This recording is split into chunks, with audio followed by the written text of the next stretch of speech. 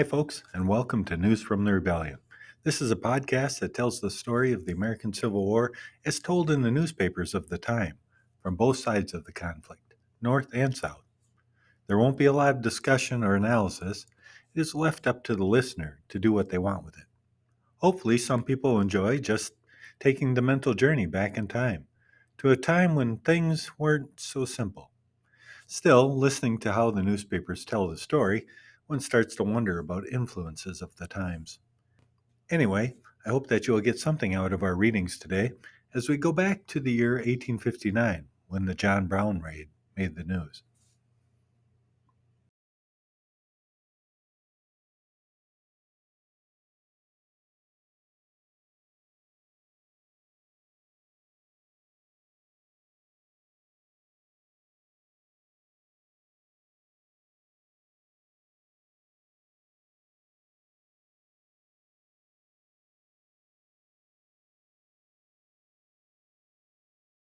The Daily Virginian, Lynchburg, Virginia, October 22, 1859, Lynchburg.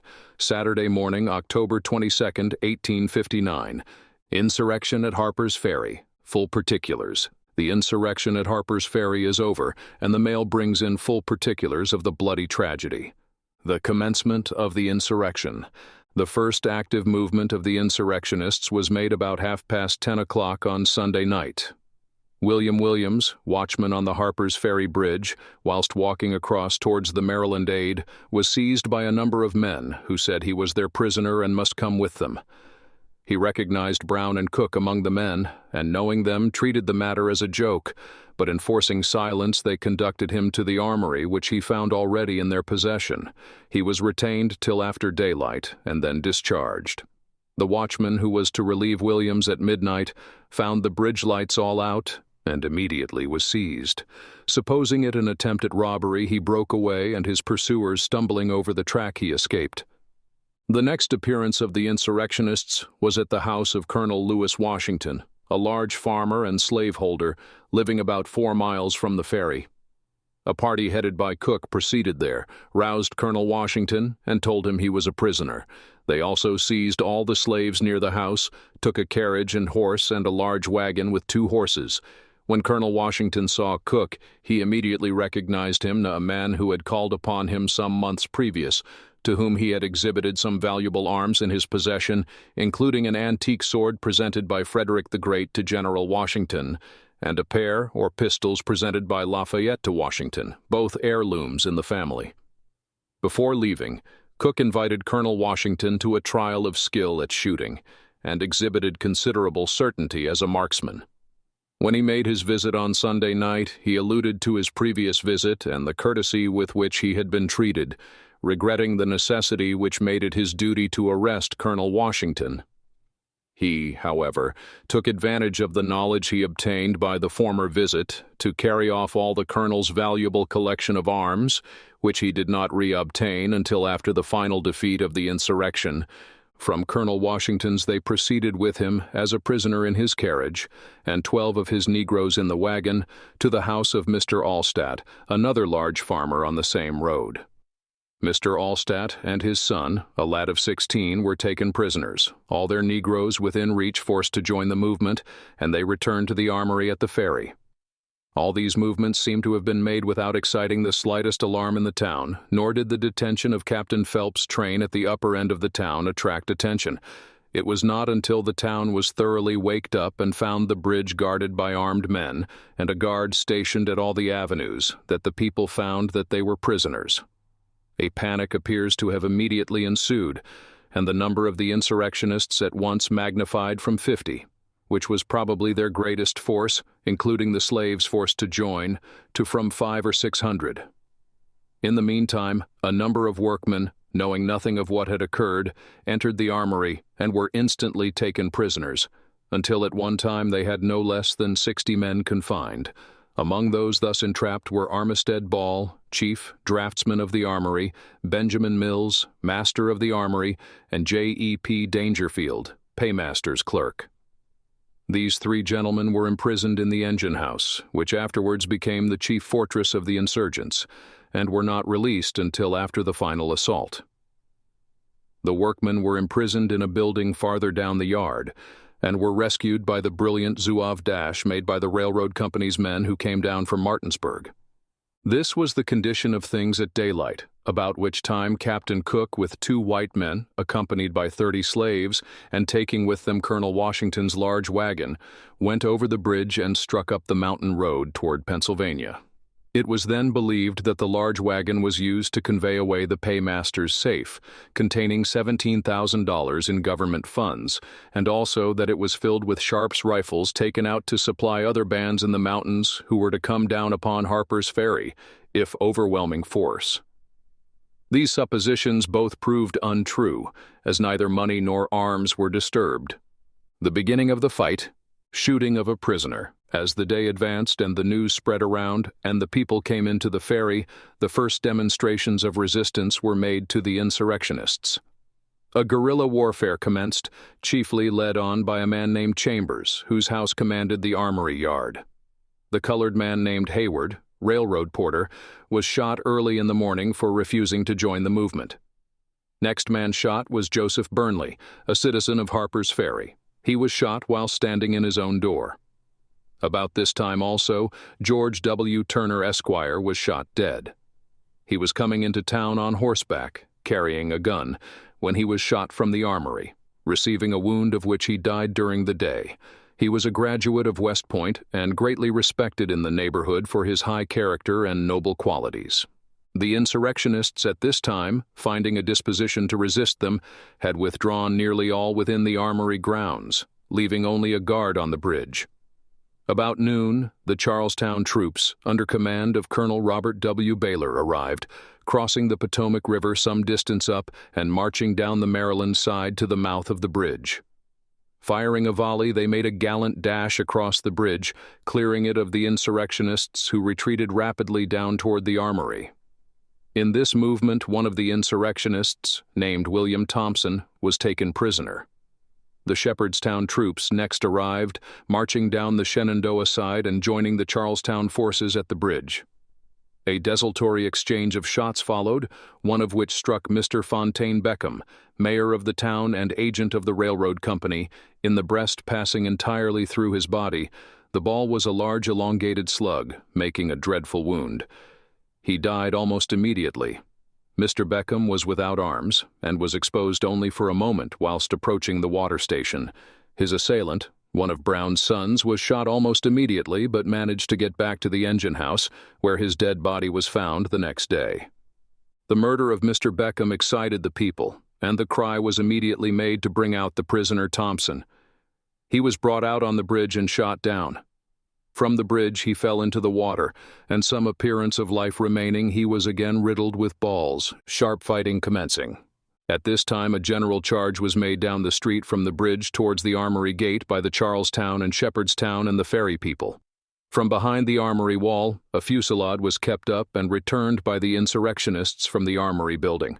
Whilst this was going on, the Martinsburg Lavins arrived at the upper end of the town, and entering the armory grounds by the rear, made an attack from that end. This force was largely composed of the railroad employees gathered from the tonnage trains at Martinsburg, and their attack was generally spoken of as showing the greatest amount of fighting pluck exhibited during the day. Dashing on, firing and deering, and gallantly led by Captain Albardi, they carried the building in which the armory men were imprisoned and released the whole of them. They were, however, but poorly armed, some with pistols and others with shotguns, and when they came within range of the engine house, where the elite of the insurrectionists were gathered and were exposed to their rapid and dexterous use of Sharp's rifles, they were forced to fall back, suffering pretty severely.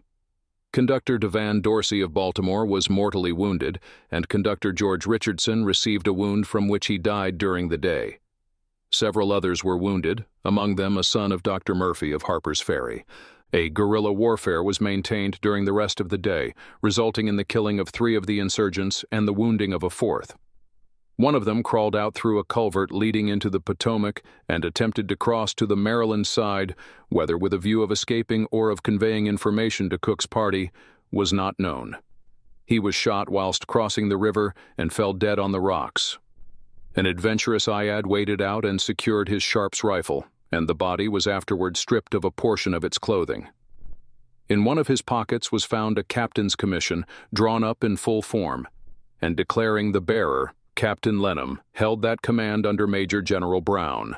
A light mulatto was also shot just outside the armory gate. The ball went through and through his throat, tearing away all the arteries and killing him instantly. His name was not known, but he was one of the free Negroes who came with Captain Brown. His body was left exposed in the street up to noon yesterday, exposed to every indignity that could be heaped upon it by the excited populace.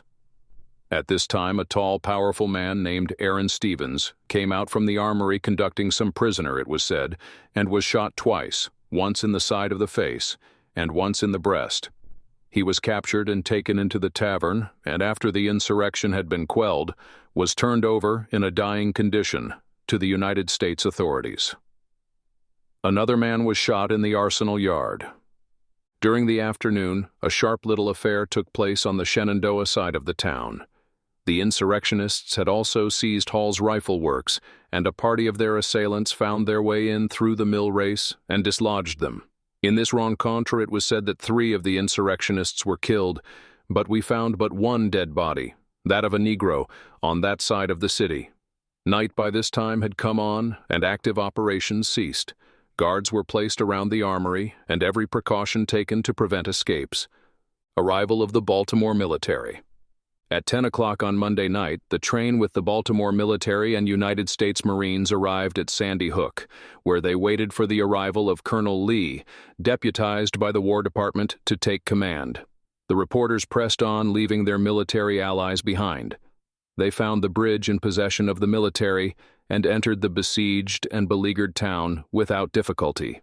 The occasional report of a gun or the singing motion of a Sharp's rifle ball, warning them that it was advisable to keep out of range of the armory. Their first visit was to the bedside of Aaron Stevens, the wounded prisoner. They found him a large, exceedingly athletic man, a perfect Samson in appearance. He was in a small room, filled with excited armed men who more than once threatened to shoot him where he was, groaning with pain, but answering with composure and apparent willingness every question in relation to the foray in which he was engaged. He said he was a native of Connecticut, but had lately lived in Kansas, where he knew Captain Brown. He had also served in the United States Army. The sole object of the attempt was to give the Negroes freedom, and Captain Brown had represented that as soon as they seized the armory, the Negroes would flock to them by thousands, and they would soon have force enough to accomplish their purpose. He believed that the freeing of the Negroes was a proper purpose, one for which he would sacrifice his life, but thought that Captain Brown had been greatly deceived in relation to the movement. He said preparations had been made for some months for this movement, but that the whole force consisted of 17 white men and 5 Negroes. This statement was repeated without variation by all the prisoners with whom we conversed. They all agreed as to the number in the movement and as to its objects, which some of them called the work of philanthropy. Lewis Leary, the Negro shot at the rifle mill, stated before he died that he enlisted with Captain Brown for the insurrection at a fair held in Lorains County, Ohio, and received money from him to pay his expenses. They all came down to Chambersburg, Pupt, and from there traveled across the country to Brown's farm. How the night passed. The night passed without serious alarms, but not without excitement. The Marines were marched over immediately after the arrival of Colonel Leo and were stationed within the armory grounds to completely surround the engine house. Occasional shots were fired by the county volunteers. What was not understood was there was only one return fire from the insurgents. The broken telegraph was soon repaired through the exertions of Superintendents Westervelt and Talcott, who accompanied the expedition, and the announcement that communications was opened with Baltimore gave the press representatives abundant employment. There was no finding any bed, and daylight was awaited with anxiety. Earliest glimpses were availed of the view to the scene. A visit to the different localities in which the corpses of the insurrectionists were lying stark and bloody, a peep, close or far off. According to the courage of the observer, at the Malakoff of the insurgents was the established order of sightseeing, varied with a discussion of all sorts of terrible rumors. Fort of the Insurgents. The building in which the insurgents had made their stand was the fire engine house, and no doubt the most defensible building in the armory. It has dead brick walls on 3 sides, and on the fourth large doors with window sashes above some 8 feet from the ground. A dead stillness surrounded the building, and except that now and then a man might be soon peeping from the nearly closed center door, or a dog's nose slightly protruded, there was no sign of life, much less of hostility, given. Various opinions were given as to the number of persons within, and the amount of resistance they would be able to offer. Cannon could not be used without endangering the safety of Colonel Washington, Mr. Dangerfield, Mr. Ball, other citizens, who they still held prisoners. The doors and walls of the building had been pierced for rifles, but it was evident that from these holes no range could be had, and that without opening the door they would be shooting in the dark. The murder of the prisoners held was thought by many to be determined upon, and then a fight to the death as an ending of their desperate attempt. Whilst people thus looked and speculated, the door was thrown upon, and one of the prisoners was sent out with a flag of truce, and delivered what was supposed to be terms of capitulation. The continuance of the preparations for assault showed that they were not accepted. The demand for surrender, the attack and capture. Shortly after 7 o'clock, Lieutenant J.E.B. Stewart of the 1st Cavalry, who was acting as aide for Colonel Lee, advanced to parley with the besieged Samuel Strider, Esquire, an old and respectable citizen, bearing a flag of truce. They were received at the door by Captain Cook. Lieutenant Stewart demanded an unconditional surrender, only promising them protection from immediate violence and trial by law. Captain Brown refused all terms, but those previously demanded, which were substantially, that he should be permitted to march out with his men and arms, taking their prisoners with them, that they should proceed unpursued to the second toll gate, when they would free their prisoners. The soldiers were then at liberty to pursue, and they would fight if they could not escape. Of course, this was refused, and Lieutenant Stewart pressed upon Brown his desperate position and urged a surrender. This expostulation, though beyond earshot, was evidently very earnest, and the coolness of the lieutenant and the courage of his aged flag-bearer won warm praise. At this moment the interest of the scene was intense. The volunteers were arranged all around the building, cutting off escape in every direction. The Marines, divided in 2 squads, were ready for a dash at the door. Finally, Lieutenant Stewart, having exhausted all arguments with the determined Captain Brown, walked slowly from the door. Immediately the signal for attack was given, and the Marines, headed by Colonel Harris and Lieutenant Green, advanced in 2 lines on each side of the door. 2 powerful fellows sprang between the lines, and with heavy sledgehammers attempted to batter down the door. The door swung and swayed, but appeared to be secured with a rope, the spring of which deadened the effect of the blows. Failing thus to obtain breach, the Marines were ordered to fall back, and 20 of them took hold of a ladder, some 40 feet long, and advancing at a run, brought it with tremendous power against the door. At the second blow it gave way, one leaf falling inward in a slanting position. The Marines immediately advanced to the breach, Major Russell and Lieutenant Green leading. A Marine in the front fell. The firing from the interior is rapid and sharp. They fire with deliberate aim, and for the moment the resistance is serious and desperate enough to excite the spectators to something like a pitch of frenzy. The next moment the Marines poured in, the firing ceased, and the work was done, whilst the cheers rang from every side, the general feeling being that the Marines had done their part admirably. When the insurgents were brought out, some dead, others wounded, they were greeted with execrations, and only the precautions that had been taken saved them from immediate execution. The crowd, nearly every man of which had a gun, swayed with tumultuous excitement, and cries of "Shoot them! Shoot them!" rang from every side. The appearance of the liberated prisoners, all of whom, through the steadiness of the Marines, escaped without injury, changed the current of feeling, and prolonged cheers took the place of howls and execrations. In the assault, Private Ruppert of the Marines received a ball in the stomach and was believed to be fatally wounded. Another received a slight flesh wound in the face. The dead and wounded. The lawn in front of the engine house after the assault presented a dreadful sight. Lying on it were 2 bodies of men killed the previous day and found inside the house. 3 wounded men, one just at the gasp of life, 2 others groaning in pain. One of the dead was Captain Brown's son Ottawa, the wounded man his son Watson, whilst the father himself laid upon the grass a gory spectacle, his face and hair clotted with blood, and a severe bayonet wound in his side.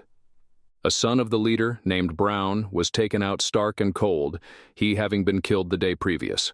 Stuart Taylor, also killed instantly by a ball through his head and one through his body, and Albert Hazlitt, killed instantly. The wounds were shocking to behold. The writer had a conversation with the dying man, Anderson. He said that the elder Brown had been their leader and that he had always looked up to him as a great man. A letter was found in his pocket from his brother, J.J. Anderson of Chillicothe, stating that the contents of his last letter upon the subject of slavery were devoured with eagerness. Upon the body of Hazlitt was found a lock of his wife's hair and a piece of her dress. Upon the person of the leader, the notorious Osawatomie Brown of Kansas, was found by one of the volunteer surgeons of the division, Dr. David M'Laughlin, the sum of $305 in gold, which was handed by him over to Major Russell of the Marine Corps. In a conversation with the writer as he lay weltering in his blood, he stated that he had figured in Kansas and was known as Osawatomie Brown, or Old Brown. He had had a son killed in Kansas as well as two here. He hated slavery, and he desired to avenge his son's death. His Confederates desired to surrender when they were summoned by Colonel Lee, but he refused because he did not believe that the general government would slaughter his companions for the sake of killing him. He had always treated his prisoners with courtesy. He hoped that his interrogators would not put words in his mouth, but permit him to make his own declarations. He hoped Major Russell would permit him to die in peace and would treat him humanely. Major Russell suggested that he had better not make any declarations calculated to compromise him in law, and also requested the gentleman present to withdraw from the room in order that he might not be disturbed. It has been stated subsequently that his wounds are not mortal, unfortunately perhaps for himself. The prisoner Edwin Copper, upon being asked what he expected would be his fate, said that he only asked his country to give him a fair trial, and he would abide by the consequences. He manifested no concern or apprehension with respect to his punishment. The prisoner Brown, son of the leader, was too debilitated from his wounds to realize his situation. The wounded have been removed to the hospital of the Arsenal, including the rioter A.D. Stevens. Such was the excitement on Monday night that Stevens would have been shot in his bed had it not been for the restraint exercised by others upon those who permitted their passions to become ungovernable.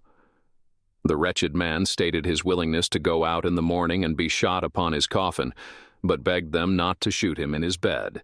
He is reported to be mortally wounded, but it is thought by some that his 4 wounds are not fatal. About the middle of the stream of the broad Potomac lies the body of one of the insurgents named William Lehman, who was shot on Monday while attempting to make his escape from the town. His black hair may just be seen floating upon the surface of the water and waving with every ripple. There was taken from the person of Stevens a printed pamphlet of 25 pages containing the Constitution of Mr. Brown's provisional government. The work is in the possession of Colonel Lee and would be treasonable were it not too ridiculous. Exciting scenes. During the morning, armed men continued to pour into Harper's Ferry in all sorts of costume and with every variety of arms. Over 200 men came on horseback, and probably there were from 1,000 to 1,200 men assembled there. The desire to indict summary vengeance was exhibited in the strongest manner, and the vindictive feeling found one mode of expressare not at all commendable. The body of one of Brown's party shot in the river the previous day was dislodged from the rock on which it fell and came floating down. As it passed down towards the bridge, it was made the target for probably 100 shots and must have been thoroughly riddled with balls. Harper's Weekly, Saturday, November 12, 1859. Will John Brown be hanged? John Brown has been sentenced to be hanged on the 24th of December. The question is, will Governor Wise interpose to prevent the accomplishment of the sentence? On the face of it, John Brown should be hanged. He has been found guilty of crimes for which the fixed penalty is hanging. He has had a fair trial. It has been proved that he was in full possession of his reason at the time the crimes proved against him were committed. No extenuating circumstances can be urged in his case. He did the deed wittingly, and there seems to be no good reason why he should not suffer the penalty. If he be respited or pardoned, Murder and treason must cease to be capital offenses in the Old Dominion. At the same time, there is a decided impression abroad that John Brown will not be hanged. Authoritative newspapers and Democratic leaders have expressed opinions favorable to the commutation of his sentence. Appeals for mercy to Governor Wise have been forwarded from highly respectable quarters. Most of these take the ground that Old Brown was a fanatic and a madman, and that it would reflect honor on the South to pardon his crime out of charity. It is urged that, after all, John Brown only carried into practical effect the teachings of the New York Tribune and other abolitionist organs, and that while the teachers escape unscathed, it is not worthwhile to execute the poor ignorant disciples. We have no advice to offer Governor Wise on the point. If he be the man we take him for, he needs none. Certain it is that the hanging of Brown would strengthen, as the pardon of Brown would discredit, the Northern Abolitionist Party. Whether the relaxation of justice in his case would tempt other fanatics to repeat his treasonable attempts is a question which Governor Wise must decide for himself. If the pardoning of Brown is going to encourage other adventurers to attack Southern strongholds and call for more Southern servile insurrections, it will prove a bad precedent. But if the South can afford to be merciful to this deluded old man, it will stand much better in Northern eyes for the contest of next year. Domestic intelligence. The trial of John Brown. On Monday 31st, Mr. Griswold summed up for the defense and Mr. Harding for the Commonwealth of Virginia. During most of the arguments, Brown lay on his back, with his eyes closed. Mr. Chilton asked the court to instruct the jury. If they believe the prisoner was not a citizen of Virginia, but of another state, they cannot convict on account of treason. The court declined, saying the Constitution did not give rights and immunities alone, but also imposed responsibilities. Mr. Chilton asked another instruction, to the effect that the jury must be satisfied that the place where the offense was committed was within the boundaries of Jefferson County, which the court granted. A recess was taken up for half an hour when the jury came in with a verdict. There was intense excitement. Brown sat up in bed while the verdict was rendered. The jury found him guilty of treason, advising and conspiring with slaves and others to rebel, and for murder in the first degree. Brown lay down quickly and said nothing. There was no demonstration of any kind. Motion in arrest of judgment. Mr. Chilton moved an arrest of judgment, both on account of errors in the indictment and errors in the verdict. The prisoner had been tried for an offense not appearing on the record of the grand jury. The verdict was not on each count separately, but was a general verdict on the whole indictment. On the following day, Mr. Griswold stated the points on which an arrest of judgment was asked for in Brown's ease. He said it had not been proved beyond a doubt that Brown was even a citizen of the United States, and argued that treason could not be committed against a state, but only against the general government, citing the authority of Judge Story, also stating the jury had not found the prisoner guilty of the crimes as charged in the indictment. They had not responded to the offenses, but found him guilty of offenses not charged. They find him guilty of murder in the first degree, when the indictment don't charge him with offenses constituting that crime. Mr. Hunter replied, quoting the Virginia Code to the effect that technicalities should not arrest the administration of justice. As to the jurisdiction over treason, it was sufficient to say that Virginia had passed a law assuming that jurisdiction and defining what constitutes that crime. On the day following, the court gave its decision, overruling the objections made. In the objection that treason cannot be committed against a state, he ruled that wherever allegiance is due, treason may be committed. Most of the states have passed laws against treason. The objections as to the form of the verdict rendered the court also regarded as insufficient. The clerk then asked Mr. Brown whether he had anything to say as to why the sentence should not be pronounced upon him. Brown's speech. Mr. Brown immediately rose and in a clear, distinct voice said, "I have, may it please the court, a few words to say. In the first place, I deny everything but what I have all along admitted of a design on my part to free slaves. I intended certainly to have made a clean thing of that matter, as I did last winter when I went into Missouri, and there took slaves without the snapping of a gun on either side, moving them through the country and finally leaving them in Canada. I designed to have done the same thing again on a larger scale. That was all I intended. I never did intend murder or treason, or the destruction of property, or to excite or incite slaves to rebellion, or to make insurrection. I have another objection, and that is that it is unjust that I should suffer such a penalty. Had I interfered in the manner in which I admit, and which I admit had been fairly proved, for I admire the truthfulness and candor of the greater portion of the witnesses who have testified in this case. Had I so interfered in behalf of the rich, the powerful, the intelligent, the so-called great, or in behalf of any of their friends, either father, mother, brother, sister, wife, or children, or any of that class, and suffered and sacrificed what I have in this interference, it would have been all right. Every man in this court would have deemed it an act worthy of reward rather than punishment. An appeal to the Bible. This court acknowledges, too, as I suppose, the validity of the law of God. I see a book kissed which I suppose to be the Bible, or at least the New Testament, which teaches me that all things whatsoever I would that men should do to me, I should do even so to them. It teaches me further to remember them that are in bonds as bound with them. I endeavored to act up to that instruction. I say I am yet too young to understand that God is any respecter of persons. I believe that to have interfered as I have done, as I have always freely admitted I have done, on behalf of his despised poor, is no wrong, but right. Now, if it is deemed necessary that I should forfeit my life for the furtherance of the ends of justice, and mingle my blood further with the blood of my children, and with the blood of millions in this slave country, whose rights are disregarded by wicked, cruel, and unjust enactments, I say let it be done. Let me say one word further. I feel entirely satisfied with the treatment I have received on my trial.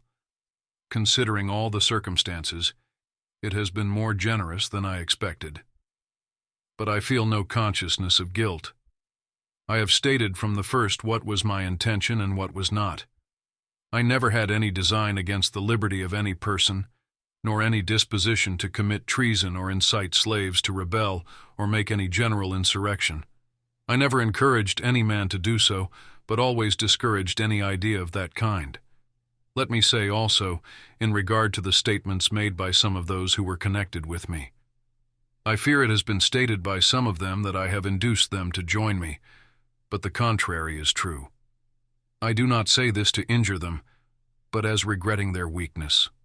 Not one joined me, but of his own accord, and the greater part at their own expense. A number of them I never saw and never had a word of conversation with till the day they came to me, and that was for the purpose I have stated.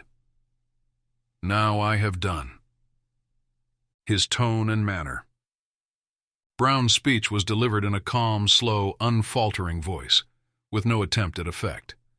A correspondent of the Herald says, "His composure and his quiet and truthful manner while bearing testimony to the great indulgence that had been extended to him by the court throughout the whole of the proceedings won the sympathy of every generous mind present. When he concluded, he quietly sat down. In a moment after he was escorted back to the prison, for the first time followed by the sympathy of the people who gazed upon him with pitying eyes, his counsel have put in a bill of exceptions, which will be referred to the Court of Appeals at Richmond." His sentence. While Mr. Brown was speaking, perfect quiet prevailed, and when he had finished, the judge proceeded to pronounce sentence upon him. After a few preliminary remarks, he said that no reasonable doubt could exist of the guilt of the prisoner, and sentenced him to be hung in public on Friday the said of December next. Mr. Brown received his sentence with composure. The only demonstration made was the clapping of the hands of one man in the crowd, who is not a resident of Jefferson County. This was promptly suppressed, and much regret was expressed by the citizens at its occurrence. The Herald of Freedom, Wakarusa, Kansas, November 19th, 1859. A contrast. Thatchers say Old John Brown is insane. Old John Brown says he is perfectly sane and has only acted after maturing his plan. Thatchers say the burning of Brown's house, etc., by the border ruffians in Kansas drove him to his nefarious acts at Harper's Ferry. Old John Brown says that for many years, 30, we believe, he has had in contemplation the movement. Thatchers say Old John Brown was driven to acts of violence with the view of revenge. Old John Brown says that Bay has been in no wise actuated by feelings of revenge, but his love for the Negro and his great sympathy for him in bondage has only actuated him to act as he has done. Thatchers say Old John Brown did not have a fair trial. Old John Brown, in his speech to the court, insisted that he has had a fair trial and thanked the court for it. Query, who knows best, Old John Brown or the Reverend Timothy and his would-be judge, S.O. Thatcher? While republicanism needs to be fully promulgated to the people, we cannot think it needs any such defenders as either of the trio. Green Mountain Freeman, Montpelier, Vermont, November 10th, 1859. John Brown and our nation's curse. John Brown is to be murdered. Wounded and dying man, covered with petrifying saber cuts, and lying upon a prison floor is doomed by an ingrate heart, to be hung until lead dead. And a mercy to the old man it will be too, and the country will say, a mercy. If it will only rid him of the agony of his suffering life, and of the cruel, brutal treatment of a Virginia slave prison. Dogged in Kansas, like a hound on the tiger's track, his property stolen, his home outraged, his children murdered. No wonder the ruling passion of his life, vigorous in peaceful pursuits, was in madness vented against a power which had thus brought sorrow to his old age. He took Harper's Ferry and sought under its cover to start a band of 500 slaves in the direction of the North Star to plague the servile power. He tarried and failed in this wholesale delivery of bondmen and bondwomen, and Governor Wise has him seized, bound, tried, found guilty of treason, and sentenced to death without hardly judge or jury, certainly with no show of mercy, fairness, or justice. And what lesson does this teach? The pro-slavery democracy sees upon it as thwarting the grand abolition scheme to ruin the country.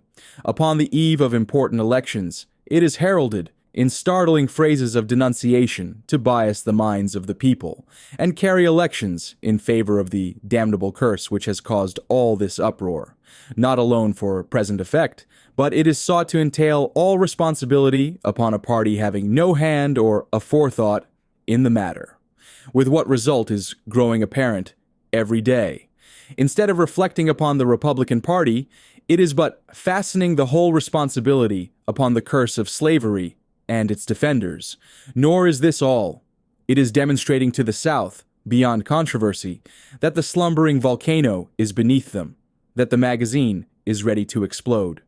It further exposes their utter weakness and inability to meet their most dreaded enemy, and in a most fearful manner to them. The success with which Brown held Harper's Ferry and the hurried fright and excitement of the people in the vicinity show that they have no confidence in their safety, but are in a continual fear of insurrection and murder. There is one great good growing out of this unhappy affair. Slave property is felt to be unsafe. It has human ingenuity, cunning, and revenge.